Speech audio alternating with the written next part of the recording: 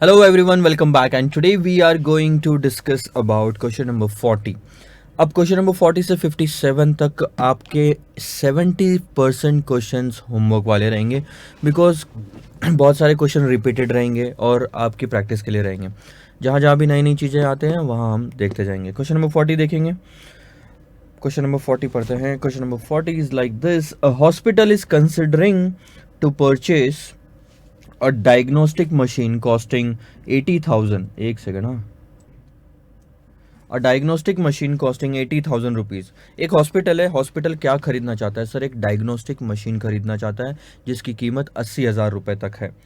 अब ये diagnostic machine जो है ये चलेगी तकरीबन 8 साल तक और उसकी, ध्यान देना आपकी स्टार्टिंग की, अच्छा ये क्या है अपना, आगे आ गया ये।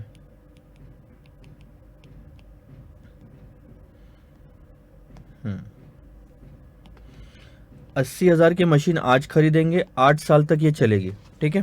And has an expected salvage value of 6,000 rupees at the end of 8 years. So यहाँ से लेके 8 साल यहाँ है तो हम 80,000 का खर्चा यहाँ करेंगे, 6,000 रुपये यहाँ मिलेंगे। तो टर्मिनल और इनिशियल कैश फ्लोज आपको पता चल गई। And has an expected salvage value of 6,000 eight the end of 8 years. The annual operating cost of the machine, उसको खर्चा लगेगा, मेंटेन करने का जो खर्चा है वो है 7,500। तो हर साल 7,500 जाएंगे। It is expected to generate revenues of 40,000 per year. 40,000 sir आएंगे। प्रेजेंटली अभी क्या हो रहा है, जब तक हमने मशीन नहीं खरीदी तो ये काम कैसे चलता आ रहा है? Presently we are outsourcing the diagnostic work. हम क्या करते थे अभी तक? डायग्नोस्टिक का जो काम था ये हम आउटसोर्स करते थे। आउटसोर्स करते थे तो कोई तीसरी पार्टी हमारे हॉस्पिटल में आती थी, जो पेशेंट होते थे उनको ये सर्विस प्रोवाइड करती थी, पेशेंट से पैसे लेती थी, लेट्स से 100 रुपए। अब उस 100 रुपए उस थर्ड पार्टी ने किसकी वजह से कमाए? हमारी वजह से कमाए, क्योंकि हमारे हॉस्पिटल ने उनको अलाउ किया यहाँ पे आके अपनी सर्विसेज देने के लिए। तो सीधी सी बात है कि भैया वो पैसा कमा रहे हैं हमारी वजह से, तो हम कमीशन मांगेंगे। तो हम कमीशन लेते थे 100 रुपये पे, कुछ ऐसा परसेंटेज होगा। सो टोटल जो कमीशन होता था, अर्निंग कमीशन, वो 12,000 per annum net of taxes है। ये वर्ड काफ़ी इंपॉर्टेंट है, नेट ऑफ टैक्सेस। अगर ये नहीं लिखा होता तो हम बिफोर टैक्सेस मानते। सो इस चीज़ का कंसिडरेशन आखिरी में हम करेंगे। अब ध्यान दो क्या निकालने बोला है? Whether it would be profitable for the hospital, क्या ये फायदेमंद होगा इस अस्पताल के लिए टू परचेज द मशीन, ये मशीन खरीदना। Give your recommendation under NPV and profitability index method. दो चीज समझिए, हॉस्पिटल अभी तक आउटसोर्स करता था, कोई और थर्ड कंपनी आके ये सर्विसेज देती थी और इससे हम सिर्फ 12,000 रुपये पर मंथ कमाते थे, ठीक है, पर एनम कमाते थे नेट ऑफ टैक्सेस। अगर अब हम उससे ज़्यादा कमा पाएँ तो मशीन खरीदना फ़ायदेमंद है, क्योंकि अब हम ये आउटसोर्सिंग का काम बंद करके मशीन लेके आएंगे और हम खुद सर्विसेज देंगे। लेकिन इतना आसान तो होता नहीं। मशीन लाने का खर्चा, फिर उसको चलाने का खर्चा, ऑपरेटिंग इनकम आएगी और लास्ट में आपकी सैल्वेज वैल्यू आएगी। इन सब को लेके देखो। और इनफैक्ट इतना ही नहीं, आपको 12,000 से ज़्यादा कमा के दिखाना है। इसका मतलब आपका जो इस मशीन को लाने का अपॉर्चुनिटी कॉस्ट है वो है 12,000 रुपये। मतलब 12,000 रुपये का नुकसान भी आपको कंसिडर करना है, क्योंकि आप इस मशीन की वजह से वो 12,000 रुपये नहीं कमा पा रहे हैं, ठीक है। तो देखो मैं इसको कैसे सॉल्व करके दिखाता हूँ आपको। अच्छा, उन्होंने जो एनपीवी मेथड बताई उसके लिए प्रेजेंट वैल्यू फैक्टर दिया क्या? अच्छा, नीचे में उन्होंने प्रेजेंट वैल्यू फैक्टर 10% के दिए, यानी 10% से हमने उसको डिस्काउंटिंग करना है। सो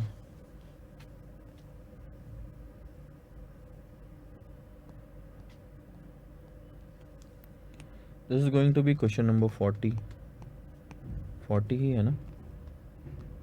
41 नहीं, सॉरी 41 तो होमवर्क जाएगा आपको।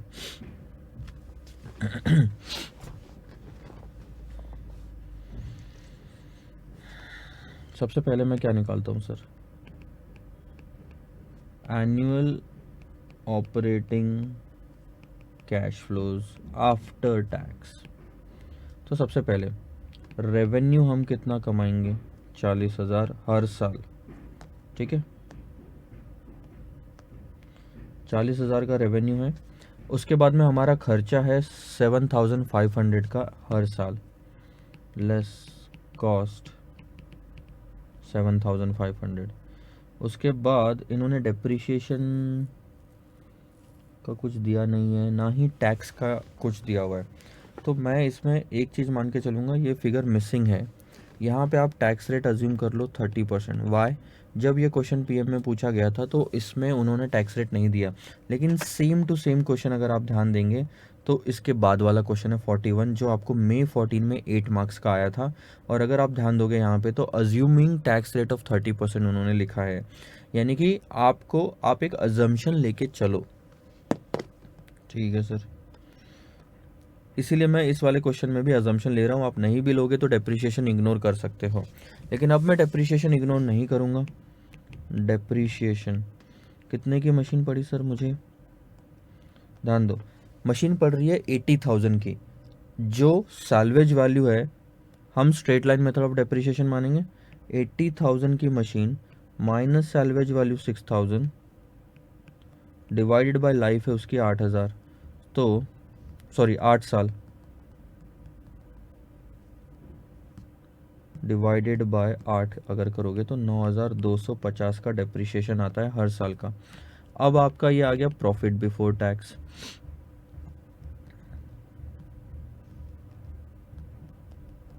दैट्स 23,250। उसके बाद में आप टैक्स माइनस करोगे 30% पे,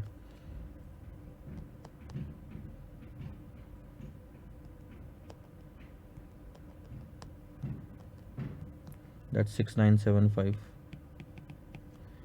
उसके बाद में आएगा sir profit after tax 16,275। Profit after tax आ गया तो हम क्या करते हैं, कैश फ्लोज हमारे लिए काम किए तो डेप्रिसिएशन हम वापस ऐड बैक कर देते हैं, क्योंकि हमको तो सिर्फ उस पर क्या निकालना था, टैक्स सेविंग। 25,525। ठीक है, ये आफ्टर टैक्स कैश फ्लोज है लेस। अब एक चीज़ और अपन करेंगे, जो हर साल आपको नुकसान हो रहा है, लॉस ऑफ कमीशन। जो आपको कमीशन मिल रहा था अब वो नहीं मिलेगा, और ये कमीशन आप 12,000 का यहाँ पे लोगे आफ्टर टैक्स में से। क्यों? क्योंकि जब जहाँ पे 12,000 आपका लिखा हुआ है इस क्वेश्चन में, वो उन्होंने नेट ऑफ टैक्सेस बताया है, यानी कि आफ्टर टैक्स फिगर है 12,000। अगर ये नेट ऑफ टैक्सेस नहीं होता तो ध्यान देना मैं क्या करता, मैं यहाँ पे तीसरा लाइन आइटम जोड़ता और यहाँ 12,000 आपका माइनस करता। आ रही बात आपको समझ में? वो जो रेड में मैंने लिखा है बिफोर टैक्स, और सारा कैलकुलेशन करता सेम टू सेम। बट क्योंकि नेट ऑफ टैक्सेस लिया तो हमने वहाँ नहीं और आखिरी में लिया। सो अब जो हमारे टैक्स बच रहा है कैश फ्लो आफ्टर टैक्स, वो है दैट्स 13,525। हमने क्या किया, मर्ज कर दिया। जो नुकसान हो रहा है वो भी कंसिडर करना ज़रूरी है। कैपिटल बजटिंग हो या फाइनेंस हो, जो पैसा आने वाला था अब हमारे किसी डिसीजन की वजह से नहीं आएगा, उसको हम कंसिडर करते हैं कि वो पैसा चला गया। आपको मैं 10 रुपये देने वाला था, अगर मैंने नहीं दिया इसका मतलब आपका नुकसान है कि नहीं 10 रुपये, वो फाइनेंस में कंसिडर करना ज़रूरी है, भले ही आप अकाउंटिंग के लिए उसको कंसिडर नहीं करते। सो ऑपरेशनल कैश फ्लोज आपकी आ गई। अब देखो एनपीवी निकालेंगे हम।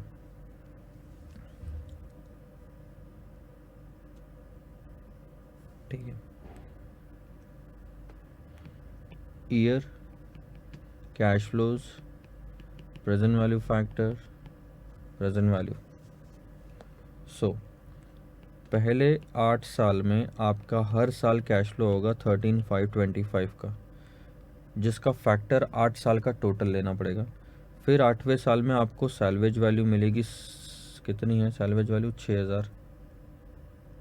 6,000 की सैल्वेज वैल्यू, बस ये दोनों की कर लो टोटल, लेस 0th ईयर में आपका इनिशियल इन्वेस्टमेंट लगा 80,000 का, तो उसका तो फैक्टर 80,000 ही होता है। 8 साल के प्रेजेंट वैल्यू फैक्टर की total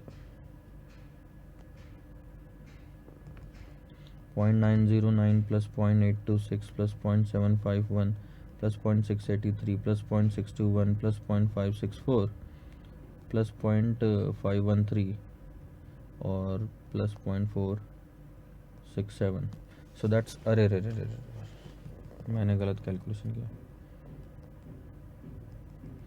0.909 plus point 0.909 plus point, अरे रे बटन ही नहीं दब रहे।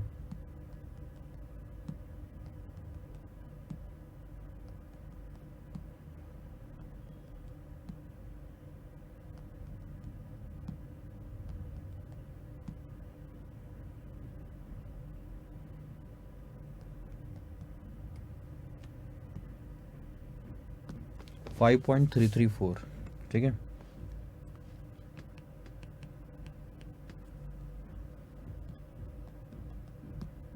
$72,142, और लास्ट ईयर का जो फैक्टर है वो है 0.467,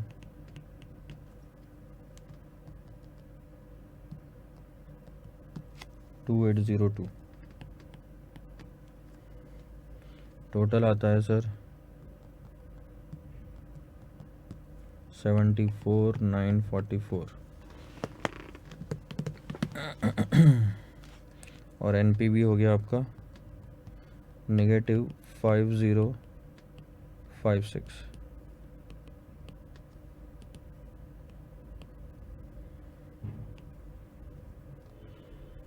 profitability index,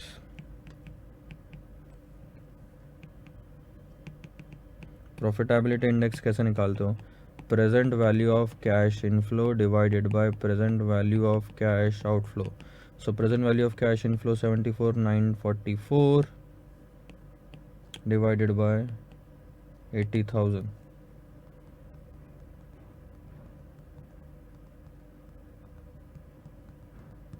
.9368। This is your NPV, this is your pi. अब आप बोलो, क्या ये प्रोजेक्ट एक्सेप्ट करना चाहिए? क्वेश्चन में क्या लिखा हुआ है? Whether it would be profitable for the hospital to purchase the machine? No, it is not profitable for the hospital to purchase the machine, क्योंकि 12,000 रुपये का जो हमको नुकसान कमीशन हो रहा है उससे कम हमको यहाँ पे फायदा हो रहा है। So since the NPV is negative,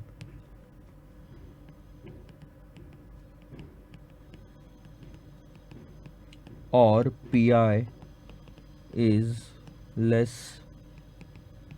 than 1, since the NPV is negative or PI is less than 1, hospital should not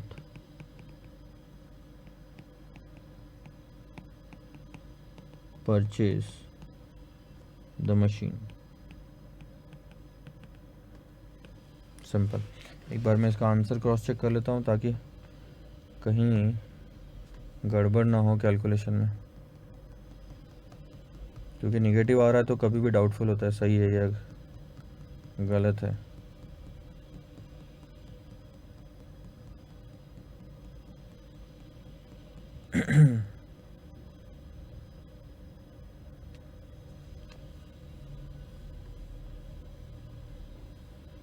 देखो 5055 नेगेटिव आपका यहाँ पे आंसर आ रहा है। चलो ठीक है, आपको ये चीज़ समझी क्या? आपको एक जगह दिक्कत गई होगी तो वो 12,000 का जो एडजस्टमेंट है, आप एक काम करो उस 12,000 के एडजस्टमेंट को छोड़ दो, और अगर आप इसको 12,000 के एडजस्टमेंट को छोड़ के अगर कैलकुलेशन करते तो सर क्या आता? ध्यान दो, अगर 12,000 माइनस नहीं करते तो आपको समझ में आ रहा है ये जो 13,525 है ये 12,000 से बढ़ जाता है, यानी हम कितना लेते? 25,525 लेते। लेके देखो मैं आपको कैलकुलेशन बताता हूँ। 25,525 इंटू आप क्या करते हैं यहाँ पे प्रेजेंट वैल्यू एन्युटी फैक्टर से मल्टीप्लाई करते 5.334, ठीक है। ये आ गया 136,150, इसमें ऐड कर दो 2802 का आपका सैल्वेज वैल्यू, ये आ गया सर आपका 138,952, इसमें से माइनस कर दो सर 80,000 का आपका स्टार्टिंग जो आपने खरीदा। सो अब आपकी present value annuity factor present value कितनी आ रही है? 58,952। ध्यान देंगे एक चीज़ पे जो मैं अब आपको समझा रहा हूँ, ये नए मशीन लाने की प्रेजेंट वैल्यू है 58,952, लेकिन अगर ओल्ड मशीन चालू रखते तो आप हर साल कितना कमाते? 12,000। अब आपको एक चीज़ समझ में आ रही होगी कि सर ये 58,952 को मैं 12,000 से कंपेयर नहीं कर सकता क्योंकि टाइमिंग अलग अलग है। तो आप एक काम करो, 58,952 की इक्वल वैल्यू हर साल की डिवाइड कर दो 8 साल में, कर सकते हो क्या?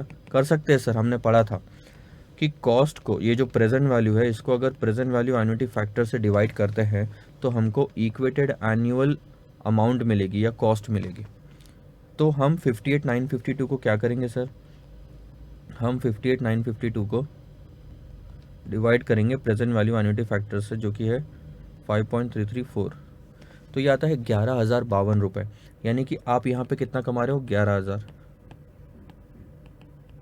अब आप बताओ क्या डिसीजन रहेगा? 12,000 कमीशन से मिल रहा है और इतनी मेहनत करके 11,000 हर साल कमाना फ़ायदेमंद है क्या? नहीं है। 1,000 रुपये का नुकसान हो रहा है, बस वही चीज़ है।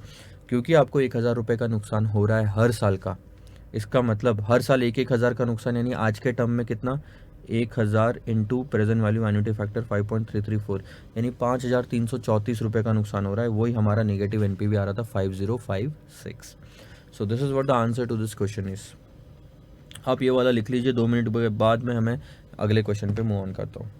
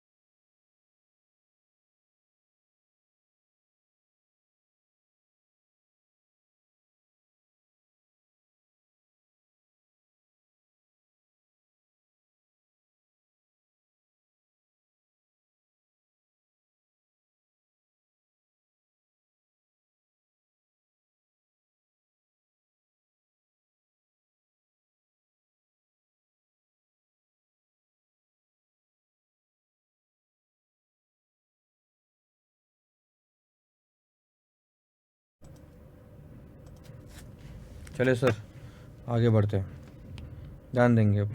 Question number 41 same to same है, सिर्फ 40 नंबर का क्वेश्चन पीएम का है, 41 का क्वेश्चन एग्जाम का है, बाकी कुछ भी नहीं है। ध्यान दो, यहाँ पे भी वही हॉस्पिटल है, हॉस्पिटल अभी 15,000 का कमीशन कमाता है, ठीक है। कॉस्ट 80,000 की जगह 1,50,000 हो गई। ऑपरेटिंग कॉस्ट आपकी 7,500 की जगह 2,25,000 हो गई। रेवेन्यू जो 40,000 का था वो अब 7,90,000 का हो गया। सैलवेज वैल्यू जो 6,000 की थी वो अब 3,00,000 की हो गई। जो लाइफ 8 साल की थी वो 5 साल की हो गई। इसके बाद में 30% टैक्स रेट है और स्ट्रेट लाइन मेथड से आपने डिप्रिशिएशन करके वही चीज़ give your recommendation according to NPV and profitability index calculate करना है। आंसर स्लाइड्स में मिलेंगे आपको। इसके बाद ध्यान दो, 42 होमवर्क, ठीक है, 43 होमवर्क, 44 होमवर्क। अब एक ध्यान दो, 42 और 43 ऑलमोस्ट सेम है। मशीन है 1 2, 5 साल ये चलेगी, 6 साल वो चलेगी। वैसे ही यहाँ पे मशीन है 1 2, 5 साल चल रही है। ऑलमोस्ट सेम चीज़ें निकालनी है। यहाँ पे क्या निकालना है sir, discounted pay back period, net present value और प्रॉफिटेबिलिटी इंडेक्स 43 में। और अगर आप यहाँ पे भी देखोगे 42 में, तो पहली लाइन पढ़ो, कैलकुलेट द डिस्काउंटेड पे back period, net present value and internal rate of return of the each project. हर चीज़ हम देख चुके हैं कैसे कैलकुलेट करना। और क्योंकि इस क्वेश्चन में एक चीज़ क्या अच्छी है, एनुअल जो कैश फ्लोज है वो सेम है हर साल, तो आपको कैलकुलेशन करने में काफ़ी आसानी जाएगी। सो 42 43 आपने लिए होमवर्क। अब आते हैं सर 44 पे। सर आप 44 भी होमवर्क दे रहे हो, ऐसा क्यों कर रहे हो सर? 44 भी अब ध्यान दो, आपने अगर देखा होगा तो एक मशीन चल रही है 3 साल और एक मशीन चल रही है 2 साल वाला क्वेश्चन देखा। इसके बाद आप इसमें इक्वेटेड एनुअल कॉस्ट निकालते हो। कैसे निकालते हो? जो भी प्रेजेंट वैल्यू आई है टोटल, उसको प्रेजेंट वैल्यू एन्युटी फैक्टर से डिवाइड करोगे तो आपको ईएसी मिलेगी, यानी हर साल की कॉस्ट मिलेगी मशीन चलाने की। तो आप डिसाइड कर पाओगे कि चलो ठीक है, हमने कौन से मशीन चूज़ करनी चाहिए। ये जो मेथड है इक्वल एनुअलाइज क्राइटेरिया जो है, ये हम कब यूज़ करते हैं, जब दो ऑप्शन जिसमें से हमको एक चूज़ करना है उनकी लाइफ जो है अनइक्वल होती है। सो यहाँ पे एक की लाइफ 3 साल, एक की लाइफ 2 साल है, इसीलिए हमको ये दिक्कत जाएगी। तो इसलिए हम कैलकुलेशन वैसा कर रहे हैं। 45 पूरा का पूरा क्वेश्चन काट दो। क्यों? क्योंकि 45 नंबर का क्वेश्चन जो है ये सर वर्किंग कैपिटल का क्वेश्चन है, वहाँ पे हमने इसको इंक्लूड किया ही होगा। तो ये वर्किंग कैपिटल का क्वेश्चन गलती से हमारे इसमें आ गया था। इसके बाद आती है सर 46 46 में भी कोई दिक्कत नहीं जाएगी आपको। 5 साल दिए है, स्टार्टिंग अगर आप देखोगे तो 20-20 2-2 लाख का आउटफ्लो है और फिर इनफ्लो है। निकालना क्या है, निकालने यही सारी चीज़ें, नहीं निकाल सकते क्या बताओ। डिज़ायरेबिलिटी फैक्टर, पे back period, discounted pay back period और एनपीवी। डिज़ायरेबिलिटी फैक्टर यानी profitability index. So practice makes man perfect. Question number 47 में आपको 10 साल दिए हुए हैं, 10 साल में नेट कैश फ्लोज आपको दिए हुए हैं। स्टार्टिंग में जो आउटफ्लो हो रहा है वो है 80 लाख का, उसके बाद ये सारे इनफ्लो दिए हुए हैं, ठीक है। और आपको क्या निकालना है, पे बैक पीरियड, 10% का discounting rate, net present value 10% से और प्रॉफिटेबिलिटी इंडेक्स 10% से।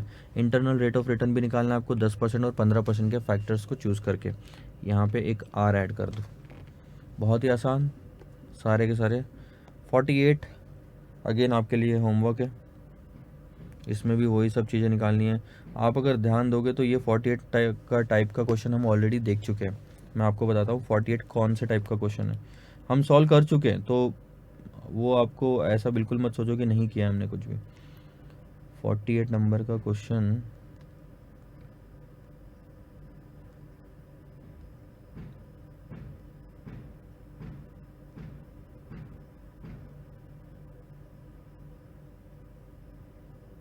अभी बताते हैं। क्वेश्चन नंबर 27 हमने किया था, जिसमें annual cash flows, useful life, internal rate of return, profitability index दिया था और पूछा क्या था उन्होंने, कॉस्ट ऑफ द प्रोजेक्ट, पे back period, cost of capital और नेट प्रेजेंट वैल्यू। 27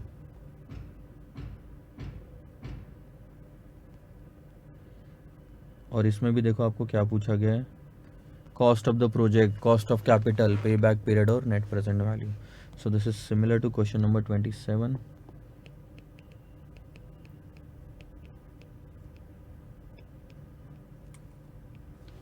कहानी खत्म, 48 तक हम पहुंच गए। अब बात आती है सर क्वेश्चन नंबर 49 की, और ये क्वेश्चन मैं आपको इस लेक्चर में करवाऊंगा। सो पानी पी लेते हैं और उसके बाद नेक्स्ट वाले इस क्वेश्चन पे मूव ऑन करते हैं।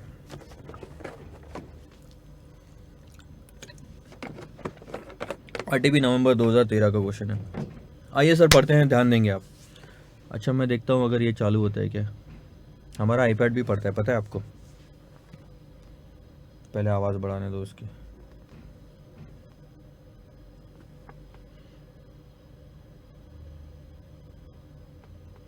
Beta Limited receives $1,500,000 a year after taxes from an investment in an automatic plant that has 12 more years of service life. The company's required rate is 12%. Beta Limited can make improvements to the plant to raise its service life to 20 years and its annual after-tax cash flow to $4,800,000 per year. These investments would cost $21 million. With the improvements, the plant's value at the end of 12 years would rise from $750,000 to $7,500,000. Would the improvements produce a return satisfactory to Beta Limited? बस इनका हो गया question खत्म। आपको शायद नहीं समझ में आया होगा, मैं फिर से क्वेश्चन आपको एक बार पढ़ देता हूँ और समझाता हूँ। Beta limited receives 15 lakh a year after taxes from an investment in an automatic plan that has 12 more years of service. Beta limited ने एक ऑटोमेटिक प्लांट डाला हुआ है, और ये जो बीटा लिमिटेड ने ऑटोमेटिक प्लांट डाला हुआ है, ये इसमें सारा काम ऑटोमेटिक होता है मैक्सिमम, और ये अगले 12 साल तक चलेगा। और इससे हमको आफ्टर टैक्स कितना पैसा मिलता है सर, 15 लाख रुपया। 15 लाख रुपीस हमको मिलते हैं, 12 साल तक और हम चला सकते हैं। कंपनी की रिक्वायर्ड रेट ऑफ रिटर्न जिससे हम डिस्काउंटिंग करेंगे वो है 12%। Beta Limited can make improvements to the plant to raise its. आप एक चीज ध्यान दो, companies required rate of return 12%, ये आता कहाँ से पता है, इतने सारे क्वेश्चन में आपने देख तो लिया। ये 12% और कुछ नहीं, हम जो कॉस्ट ऑफ कैपिटल वाले चैप्टर में कॉस्ट ऑफ कैपिटल निकालते थे, ये वो चीज़ है जो हमको हमारे पैसों पे खर्चा लगना है, वही हमारी minimum required rate of return रहती है। Beta Limited can make improvements to the plant. ध्यान दो, अभी मशीन जो लगाई है ऑटोमेटिक मशीन है, कितने साल चलेगी सर यहाँ से, 12 साल। हमको हर साल कितना पैसा देगी, 15 लाख रुपए। हम चाहे तो हमको कुछ करने की ज़रूरत नहीं है, लेकिन हम इस प्लांट में इम्प्रूवमेंट कर सकते हैं। सर अगर हमने इम्प्रूवमेंट किया तो हमको कितना इन्वेस्टमेंट करना पड़ेगा, 48 लाख रुपीज़ हमको, सॉरी हमको इम्प्रूवमेंट करना पड़ेगा कुछ, तो कितना पैसा देना पड़ेगा, 2 करोड़ 10 लाख रुपए। These investment would cost 2 crore 10 lakh रुपए का आज इन्वेस्टमेंट करो, तो अगले 12 साल तक आपको हर साल कितना कैश फ्लो होगा, 48 लैक्स का। अच्छा, क्वेश्चन में ये चीज लिखी है कि Beta Limited can make improvements to the plant to raise its service life to 20 years and its annual after tax cash flow to 48 lakhs per year. और ये इन्वेस्टमेंट का जो खर्चा है वो है 2 करोड़ 10 लाख। इनका बोलने का मतलब है अगर आप इम्प्रूवमेंट नहीं करते तो आप हर साल कितना कमाओगे सर, 15 लाख, ठीक है। और कितने साल तक चलेगी, 12। लेकिन अगर आप 2 करोड़ 10 लाख का खर्चा आज करते हो तो हर साल ये 15 लाख जो आप कमा रहे थे वो 48 लैक्स में कन्वर्ट हो जाएंगे, मतलब इतना आपको फायदा होगा, ठीक है। With the improvements the plants value eight the end of 12 years, 12 साल के अंत में ये प्लांट की जो वैल्यू है आप 7.5 लाख से बढ़ के 75 लाख तक हो जाएगी। यानी इसका मतलब समझो, जब तक यहाँ पे मैं उस डायग्राम टाइप में नहीं बनाऊँ ना तब तक समझ में नहीं आएगा ढंग से। This is question number 48। हम एग्जिस्टिंग मशीन या विदाउट इम्प्रूवमेंट लेते हैं, ठीक है।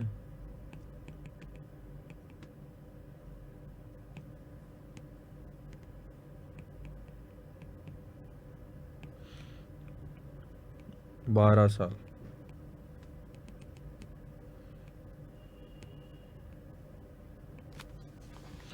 एक 2 3 4 5 6 7 8 9 10 11 12 ले लो,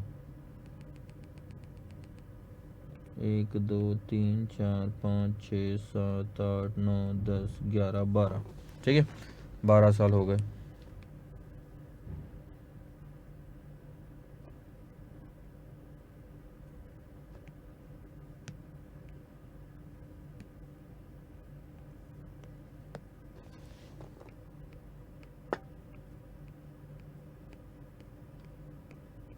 ये 12 साल विथ इम्प्रूवमेंट। अच्छा, क्वेश्चन में ना एक चीज़ मैं क्लियर कर देता हूँ, उन्होंने लिखा 20 साल है कि लाइफ 20 साल तक हो जाएगी, यानी कि और आगे 8 साल चलेगा, लेकिन उसका कुछ रिलेवेंस नहीं है इस क्वेश्चन में, डिसीजन लेने के लिए रिलेवेंस नहीं है। तो चलने दो, बहुत अच्छी बात है, चले तो कोई दिक्कत नहीं है। अब विदाउट इम्प्रूवमेंट जो है हमको आज कुछ नहीं देना पड़ रहा, लेकिन हर साल हम कितना कमाएंगे, 15 लाख। ये चीज़ समझो।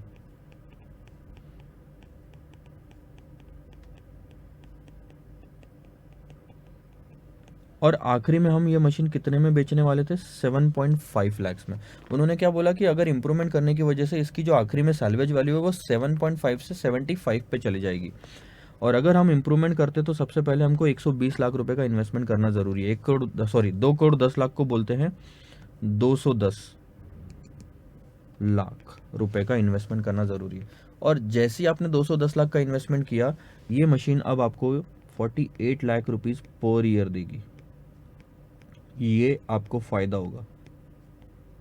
और इतना ही नहीं सर, ये फ़ायदा तो ठीक है, आप उसको एट द एंड 75 में बेच सकते हैं, 7.5 में नहीं 75 में आप बेच सकते हैं। तो काफ़ी ज़्यादा फ़ायदा हो सकता है आपको इन सब चीज़ों से। आगे देखो, would the improvement produce a return satisfactory to Beta Limited. अब आपको क्या लगता है कि क्या हमने ये इम्प्रूवमेंट करना चाहिए। डिस्काउंटिंग रेट जो है वो 12% का उन्होंने दिया हुआ है। 12% का अगर आप तीन चीज़ें लगेगी आपको। 12% का 0 पॉइंट पे 1 से 8 साल के लिए और 8 साल के लिए क्या क्या फैक्टर्स है, ठीक है। अब आपके पास में दो रास्ते हैं इस क्वेश्चन को सॉल्व करने के लिए। पहले तो सॉल्व कर लो कि विदाउट इम्प्रूवमेंट क्या आपकी एनपीवी आती है, विथ इम्प्रूवमेंट क्या एनपीवी आती है, दोनों में डिफरेंस निकाल लेना। अगर विथ इम्प्रूवमेंट एनपीवी ज़्यादा आ रही है तो गो फॉर दैट, ठीक है। सो हम ऐसे निकालते हैं, first NPV without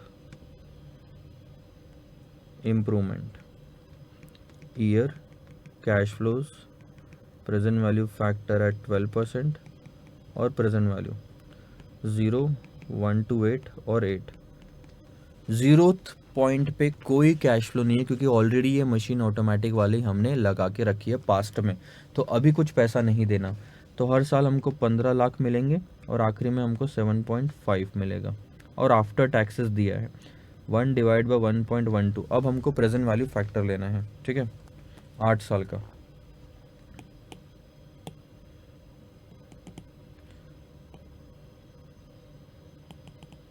one divided by 1.12 equal to m plus 1 2 3 4 5 6 7 8 9 10 11 12। मैं मुझसे गलती हो गई, मैं 8 साल कर रहा हूँ तब से। 8 साल नहीं है, ये 12 साल है।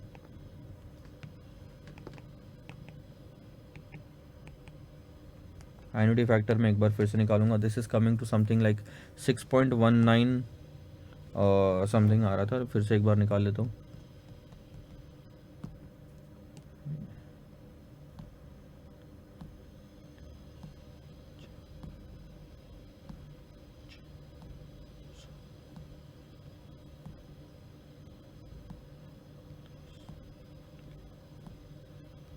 So this is coming to 6.194 और आखिरी इसका क्या था, पहले तो ये लिख लेते हैं 6.194 और आखिरी वाला जो था वो था आपका 0.257। ठीक है, करें मल्टीप्लाई अब।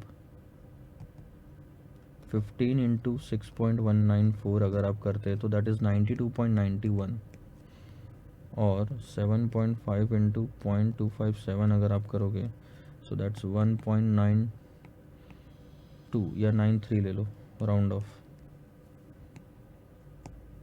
सो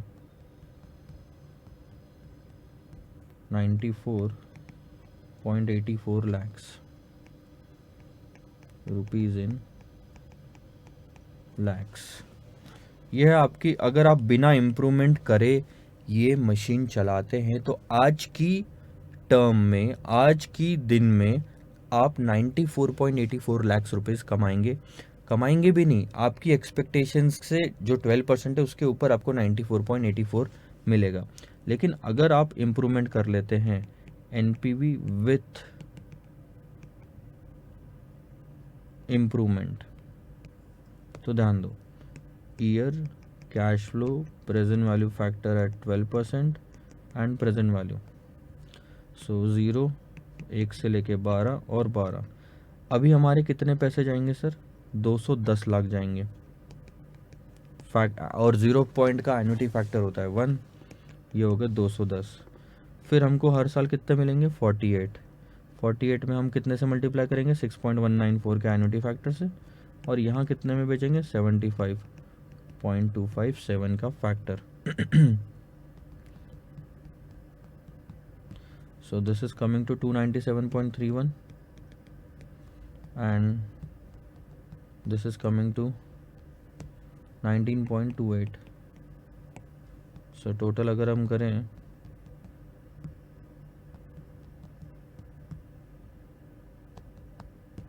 $106.59 lakhs आता है।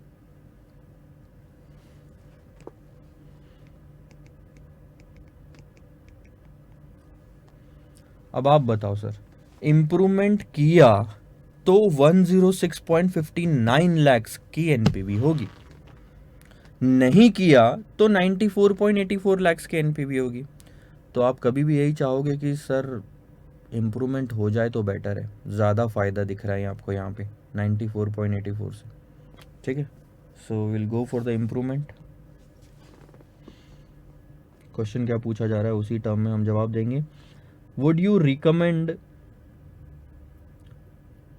would the improvements produce a return satisfactory to the Beta Limited?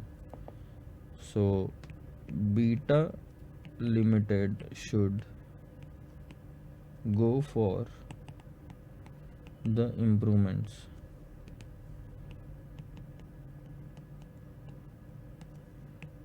as NPV is higher in that case।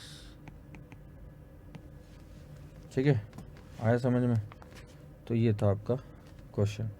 I don't think, ये तो मैं मतलब होमवर्क भी दे देता तो ईजी था काफ़ी, बट इसमें आप कंफ्यूज हो जाते कि 20 साल का सर हम क्या करें, 12 साल का हम सर क्या करें, एंड ऑल दैट थिंग। ठीक है, डन। कुछ लिखना चाहते हैं तो ज़रूर लिख लीजिए, ये वाला पार्ट मैं आपको छोड़ता हूँ थोड़ी देर के लिए।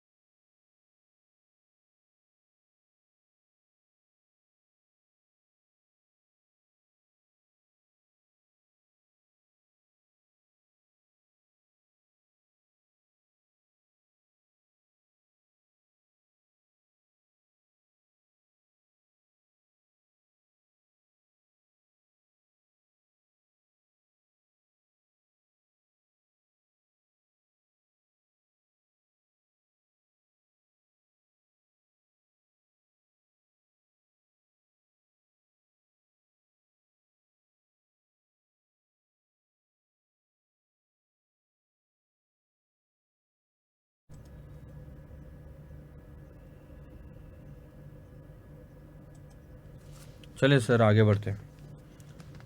ये तो पार्ट हो गया आपका। क्वेश्चन नंबर 50 देखो, 50 हाँ ध्यान देंगे।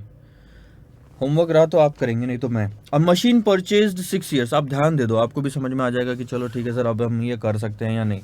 अ machine purchased 6 years backs for 1,50,000 has been depreciated to a book value of 90,000। एक मशीन आपने खरीदी थी, एक मशीन आपने खरीदी थी 1,50,000 में, लेकिन 6 साल पहले खरीदी थी, और अब उसकी वैल्यू जो है डेप्रिशिएट होकर बुक वैल्यू जो है 90,000 हो गई है। It originally had a projected life of 15 years and zero salvage value. अब ये जो सेंटेंस है इसको आप फ्रेम कर लो प्रॉपर तरीके से, क्योंकि थोड़ा सा कंफ्यूजिंग है। क्वेश्चन नंबर 50, आपने ना 6 साल पहले खरीदा था,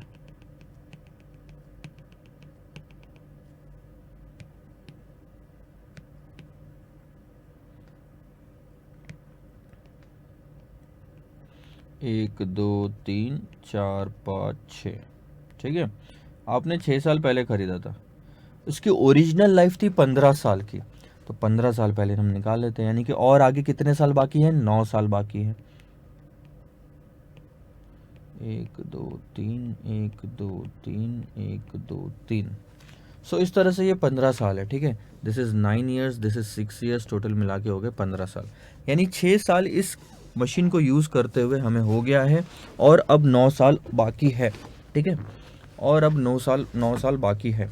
जब हमने ये मशीन खरीदी थी तो ये मशीन खरीदी गई थी सर 1,50,000 की। ये वैल्यू हमारे लिए आज कोई काम की नहीं, क्योंकि हम जो खड़े हैं वो है इस टाइम पे खड़े हैं, ठीक है, 6 साल के अंत में। 1,50,000 की खरीदी गई थी, और आज बुक में इसकी वैल्यू जो है डेप्रिशिएट होकर 90,000 हो चुकी है। यानी अगर आप ध्यान दोगे तो कितना डेप्रिशिएट हो गया, 1,50,000 में से 90,000 माइनस कर दो तो 60,000 डेप्रिशिएशन। 60,000 अगर डेप्रिशिएशन 6 साल में है तो लॉजिकली 10,000 का डेप्रिशिएशन हर साल होना चाहिए। सैल्वेज वैल्यू 0 है, यानी डेप्रिशिएशन की वैल्यू कितनी आती है आपकी, डेप्रिशिएशन बहुत ही सिंपल सी बात है, स्ट्रेट लाइन मेथड पे डेप्रिशिएशन है, नीचे में लिखा हुआ भी है आखिरी में कि स्ट्रेट लाइन मेथड पे रहेगा डेप्रिशिएशन। स्ट्रेट लाइन मेथड पे है, 0 सैल्वेज वैल्यू है, तो डेप्रिशिएशन कैसे निकालते हैं हम, cost minus salvage value divided by life. Cost थी इसकी 1,50,000 की, सैल्वेज वैल्यू 0, और यहाँ पे लाइफ है 15 साल की।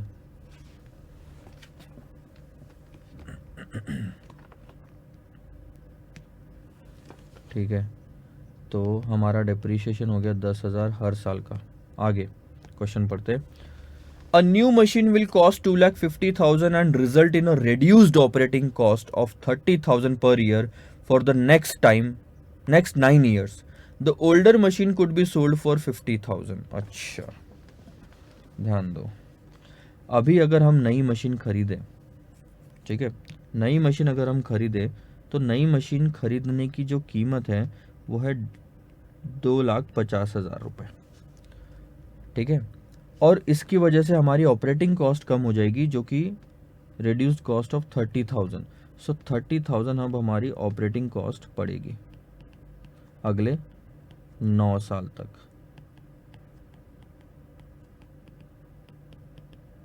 और उसके बाद ये मशीन हम बेच पाएंगे कितने में? 50,000 में। नहीं, older machine can be sold for 50,000। सो 50,000 में मैं ओल्ड मशीन बेच सकता हूं।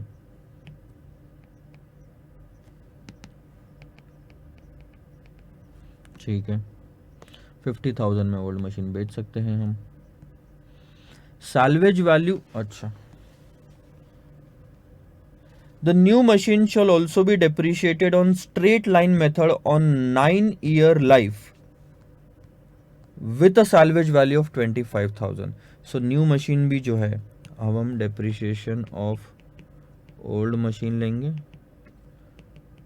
depreciation of new machine लेंगे, straight line method, cost minus salvage value divided by life। कितना खर्चा किया सर? 2,25,000 सैल्वेज वैल्यू 25,000, लाइफ कितनी बची है? सिर्फ 9 साल की।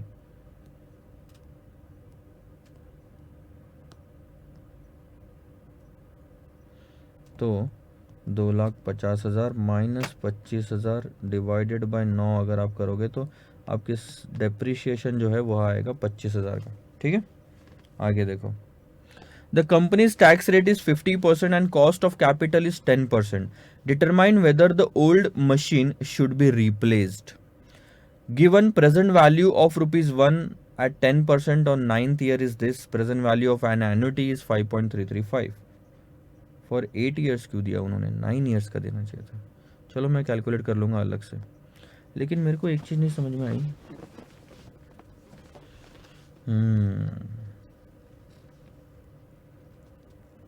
ठीक है, आपको जो यहाँ पे लेना है वो इस तरह से है।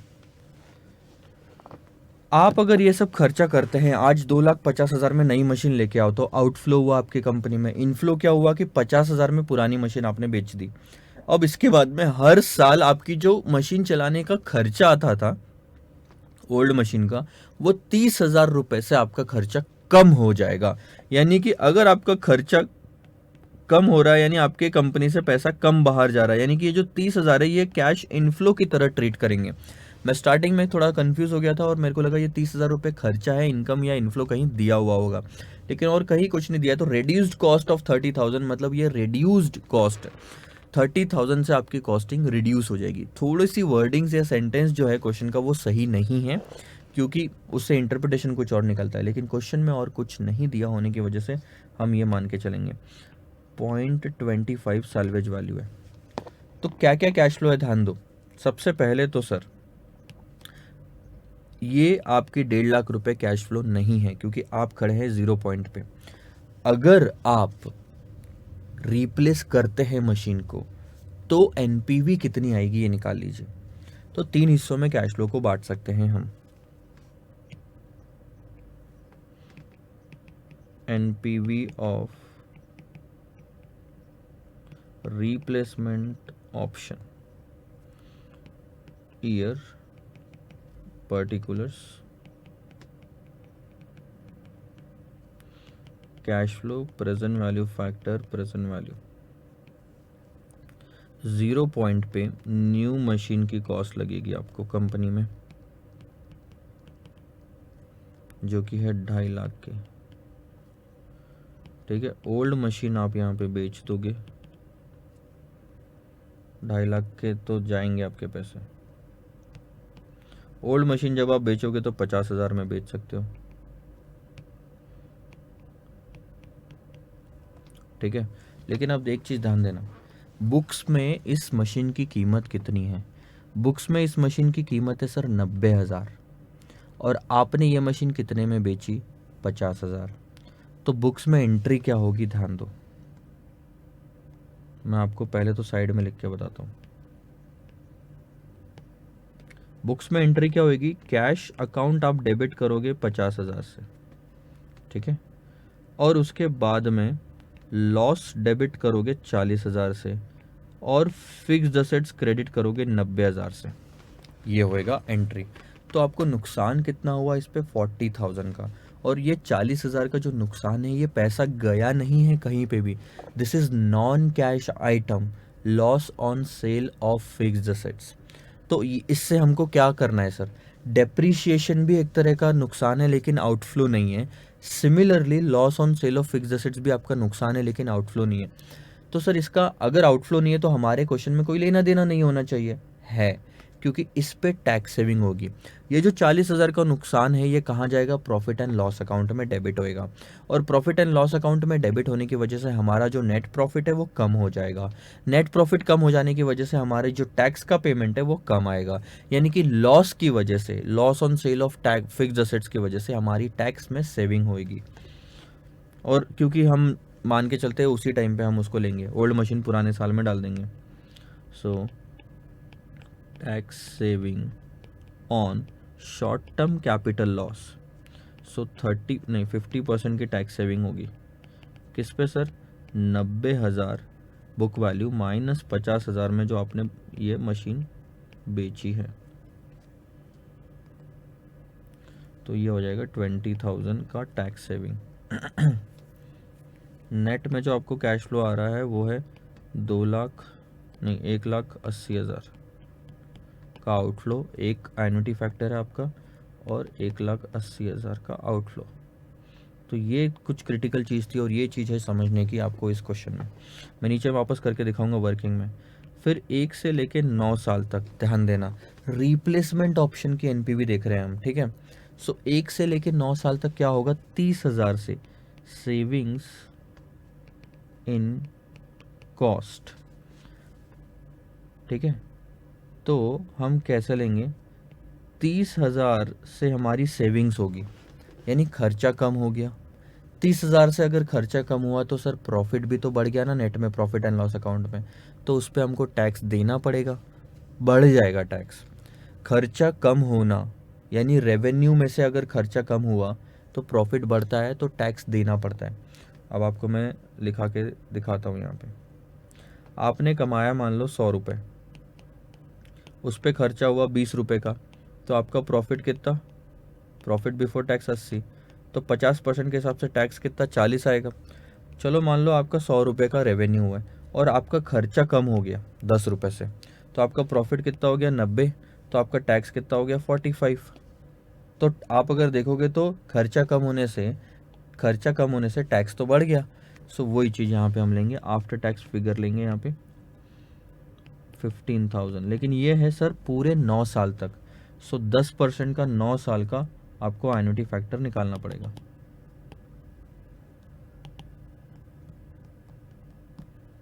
एक, दो, 3, 4, 5, 6, 7, 8, 9, 10, 6.11। अरे 10 क्यों लिया मैंने, इन्होंने कितना दिया है,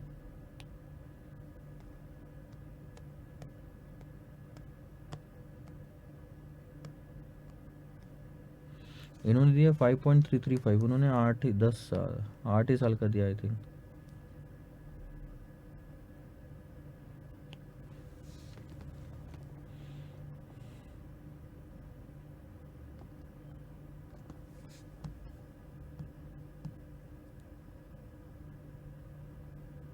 चलो वापस से एक बार कर लेते हैं। 1 डिवाइड बाई 1.10, 1, 2, 3, 4, 5, 6, 7, 8, 5.335, और ये 9, 5.759। ठीक है, इन्होंने दिया बराबर है लेकिन हम अलग तरीके से कर रहे हैं। 5 मेमोरी रिकॉल अगर करूँ तो 5.759 आ रहा है।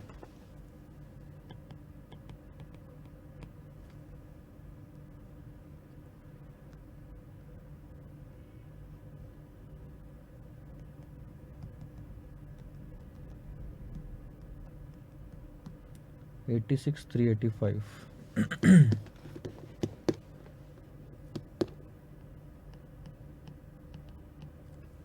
ठीक है, लेकिन इसमें ना सर हमने एक चीज़ नहीं ली है, वो जो हम अलग से ले रहे हैं अब इस क्वेश्चन में।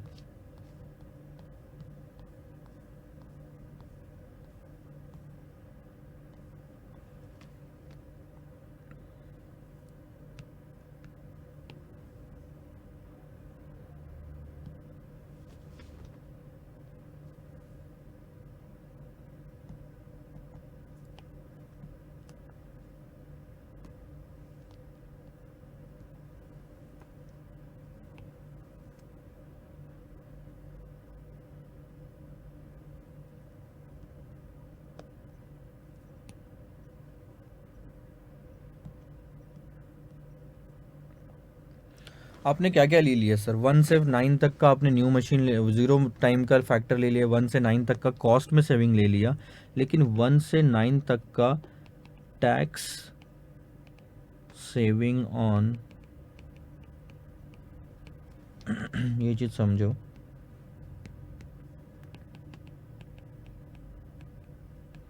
इंक्रीमेंटल डेप्रिसिएशन नहीं लिया आपने।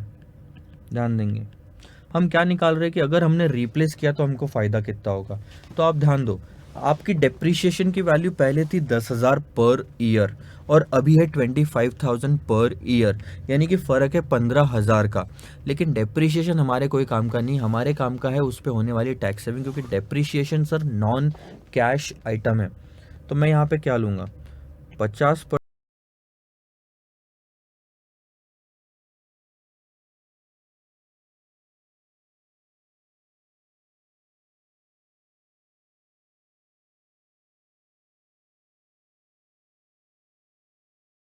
7,500 इंटू 5.759, दैट्स 43,192।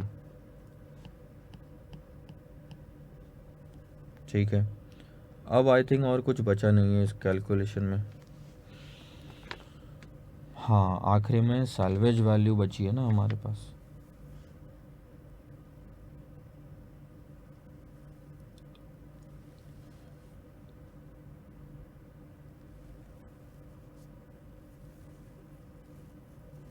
ठीक है, सो ये हो गया। अब 9th ईयर में ले लो इंक्रीमेंटल सैल्वेज वैल्यू, यानी कि ओल्ड मशीन चलाते तो सैल्वेज वैल्यू कितनी और न्यू मशीन की सैल्वेज वैल्यू कितनी। 25,000 माइनस ओल्ड मशीन की सैल्वेज वैल्यू 0, यानी कि बचा कितना सर, 25,000। दैट इज़ 0.424 से मल्टीप्लाई करेंगे।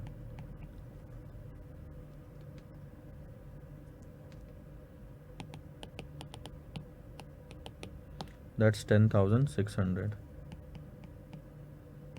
अब आप कर लो टोटल। आई थिंक इसके अलावा और कोई कैश फ्लो बचा नहीं है।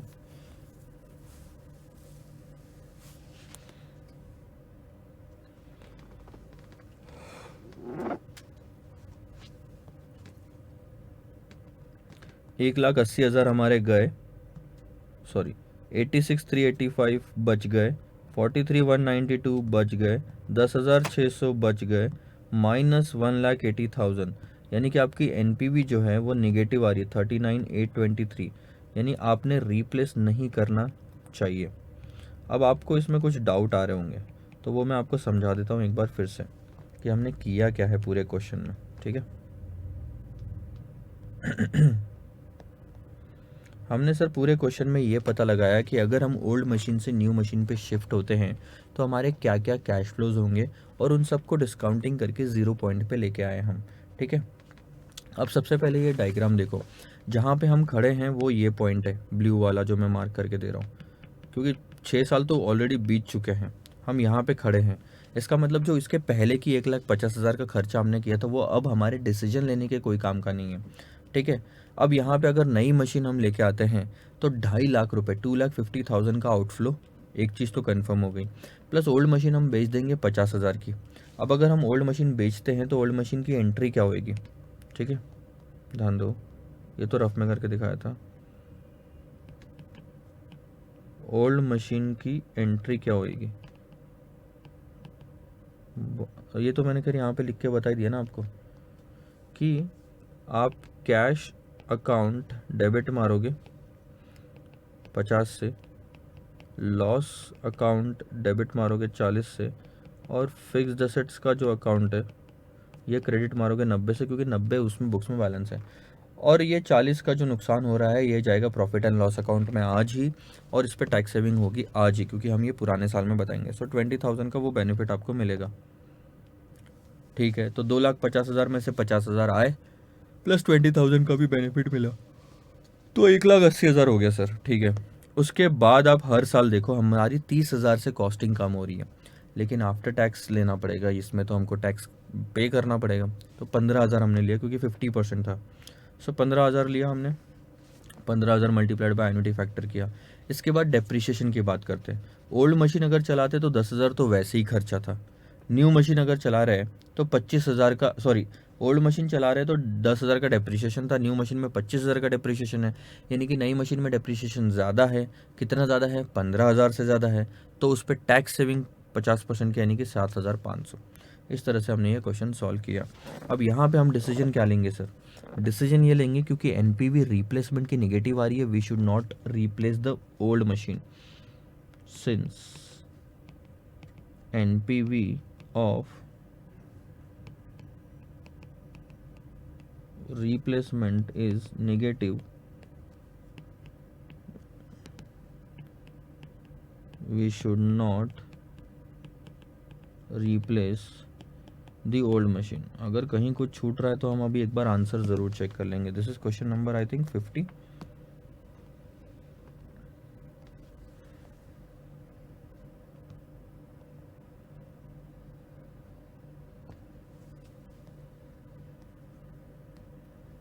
देख लो, मैं डायरेक्ट आंसर पे आ रहा हूँ। 39,822 की निगेटिव एनपीवी आ रही है। हमारी कितनी थी सर? 39,823। 1 रुपये का फर्क है। That is just because of the rounding of decision. इन्होंने क्या डिसीजन लिया? Since the NPV is negative the old machine should not be replaced. That's it. This is what the decision that we have taken. इन्होंने थोड़ा अलग अलग तरीके से solve किया होगा, अपन ने थोड़ा अलग किया है। इनका थोड़ा सा कंफ्यूजिंग भी लग सकता है आपको देखने के बाद में। अपन ने सेम, मतलब बहुत ही सिंपल 4 स्टेप में कहानी ख़त्म कर दी। जब सिंपल तरीके से किया जा सकता है तो वो ऑप्ट करो। समझने में, रिवाइज करने में, प्लस एग्जाम में लिखने में भी आपको टाइम कम लगेगा। So these kind of method should be opted to save the time. Question number 51 से लेके 57 तक है।